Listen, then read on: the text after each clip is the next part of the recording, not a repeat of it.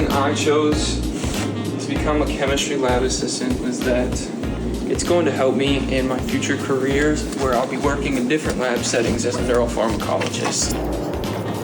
One of the main reasons why I decided to become a chemistry lab assistant was because I enjoyed my chemistry lab so much and I wanted to be able to do more of that was not directly tied to certain classes I was taking. I would say my favorite part about being like a student chem worker is just I get to see all the labs, as well as just the fact that like I get hands-on lab experience and get to know that like, okay, chemical works as a solvent, this chemical works as a reagent, and just seeing like all the different types of experiments that are capable in an undergraduate chem lab.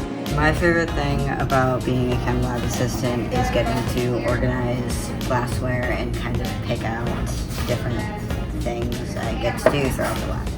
Oh hey!